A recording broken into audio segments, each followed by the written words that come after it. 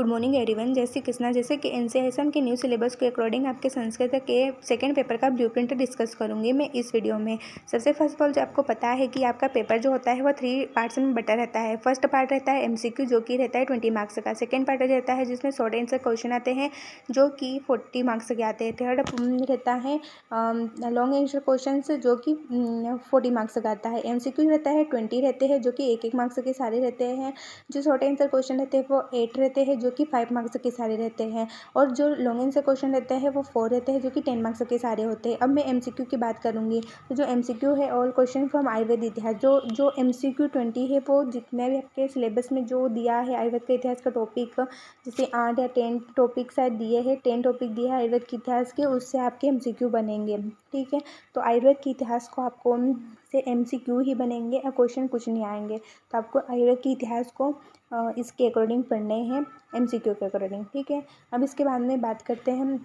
अब इसमें ये भी रहता है कि टॉपिक फर्स्ट और सेकंड से 5 मार्क्स के आएंगे, थर्ड और फोर्थ से 5 मार्क्स के, 5, 6, 7, 8 से 5 मार्क्स के, और 9, 10 से 5 मार्क्स के, 20 मार्क्स के आपके टोटल हो गए। ठीक है, अब पढ़ना तो सबको ही है क्योंकि सारों से इसकी स्ट्रेटजी ज़्यादा है। ठीक है, अब इसके बाद में अपन छोटे आंसर क्वेश्चन की बात करें तो सबसे फर्स्ट ऑफ ऑल जो क्वेश्चन आएगा वो टॉपिक थर्ड अन्वयलेखनम से आएगा। अधो दत्त से श्लोकस्य पदच्छेद लिखित्वा रेखांकितानां पदानां शब्द रूपाणी धातु रूपाणी व लिखत, जिसका मीनिंग होता है नीचे दिए गए श्लोक का पद छेद लिख कर रेखांकित पदों का शब्द रूप और धातु रूप लिखिए। शब्द रूप धातु रूप फर्स्ट पेपर में भी आया है और इसमें शब्द रूप धातु रूप सेकेंड पेपर में भी आया है। ठीक है, फिर टॉपिक दूसरा क्वेश्चन है वो अन्वय लेखन में से ही आएगा। अधो दत्त से श्लोकस्य अन्वय अर्थम लिखतः, नीचे दिए गए श्लोक का अन्वय और अर्थ लिखिए। आपके सिलेबस में बताया गया है कि अष्टांग के कुछ शायद 7 चैप्टर से है और विधि की सुभाषणी से है जिनके अन्वय याद करने रहते हैं। तो कोई सा उसमें से श्लोक दे दिया जाएगा जिनका अन्वय लिखना रहेगा और अर्थ लिखना रहेगा। ठीक है, फिर इसके बाद में थर्ड जो है वह है परिभाषा पदानी अन्वय लेखनम। अधो दत्त से श्लोकस्य अन्वय अर्थम च लिखत, नीचे दिए गए श्लोक का अन्वय और अर्थ लिखिए। थर्ड क्वेश्चन भी परिभाषा पदानी अन्वय लेखन से आएगा, जिसमें आएगा कि जो अन्वय है उसका अर्थ लिखिए। ठीक है, फिर फोर्थ क्वेश्चन आएगा अन्वय लेखनम या पंचतंत्र से प्रयोगम विपरिणयम, प्रयोग को बदलिए। वहाँ पर कर्तवाच्य, कर्मवाच्य और भाववाच्य, यहाँ पर प्रयोग को बदलिए जैसे वाच्य प्रयोग किए जाएंगे। तो अन्वय लेखन और पंचतंत्र से भी कोई से टॉपिक दे दिए जाएंगे जिसको अपन को बदलना है।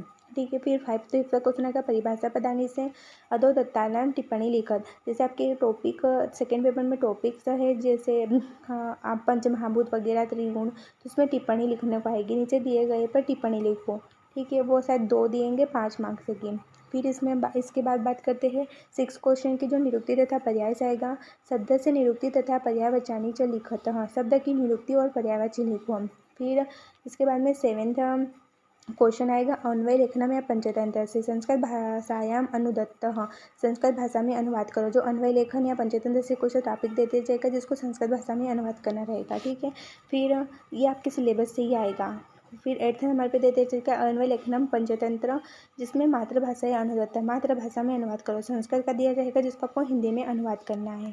ठीक है, अब थर्ड पार्ट है लॉन्ग आंसर क्वेश्चन की बात करते हैं। तो जो लॉन्ग आंसर क्वेश्चन का फर्स्ट क्वेश्चन है वह पंचतंत्र से आएगा, जिसमें अधो दत्त से कथायाम सारांश संस्कृत भाषायाम लिखत, नीचे दी गई कथा का सारांश संस्कृत भाषा में लिखो। पंचतंत्र में आपको 5 कहानियाँ याद करनी है जो कि संस्कृत में याद करनी है। ठीक है, उनका यहाँ सारांश रहेगा। देख लो यहाँ पर पंचतंत्र की जो कहानी है वो 10 मार्क्स में आ रही है। तो 10 मार्क्स के अकॉर्डिंग पंचतंत्र की कहानी को संस्कृत में याद करना है। हिंदी में कोई आपको मार्क्स नहीं मिलेंगे बिकॉज यहाँ पर क्लियर लिखा है कि संस्कृत भाषा में लिखना है। ठीक है, फिर इसके बाद में सेकेंड क्वेश्चन आएगा वो टॉपिक 2 से आएगा परिभाषा पदानी अधो दत्तानी टिप्पणी लिखत, 2 आएगी टिप्पणी 5 मार्क्स की। नीचे दिए गए पर टिप्पणी लिखो, ये दिएगा। फिर टॉपिक फर्स्ट और थर्ड से थर्ड क्वेश्चन आएगा निरुक्ति तथा पर्यायपदानी या अन्वय लेखनम से प्रश्नानाम पूर्ण वाक्य उत्तराणी लिखत, प्रश्नों के पूर्ण वाक्य के द्वारा उत्तर लिखो। कोई सा श्लोक दे दिया जाएगा जो कि हिंदी में रहेगा, आपको उसका जो रहेगा आंसर संस्कृत में देना है, ऐसे लिखा आएगा इसमें। निरुक्ति तथा पर्यायवाची च लिखत निरुक्ति व पर्यायवचन लिखत। ये क्वेश्चन आपका इसमें थर्ड में 2 क्वेश्चन आएंगे ए और बी करके, ठीक है। फिर इसके बाद में फोर्थ जो लॉन्गेस्ट क्वेश्चन का रहेगा वो अन्वय लेखनम से आएगा। अथो दत्त से श्लोकस्य पदच्छेद विग्रह वाक्यम अन्वय वाक्यार्थ शास्त्रार्थ च लिखत। नीचे दिए गए श्लोक का पद छेद कर विग्रह वाक्य अन्वय वाक्यार्थ शास्त्रार्थ लिखो। ये आपके अन्वय लेखन से फोर्थ क्वेश्चन आएगा। ये हुए आपके संस्कृत का सेकेंड पेपर का सिलेबस का ब्लूप्रिंट डिस्कशन। इस अकॉर्डिंग पढ़ाई करोगे तो आपके बहुत अच्छे मार्क्स आएंगे और अच्छे से पढ़ाई करना, एग्जाम पास में है। Thank you for watching my video. यदि मेरी वीडियो अच्छी लगे तो like comment share and subscribe कर देना।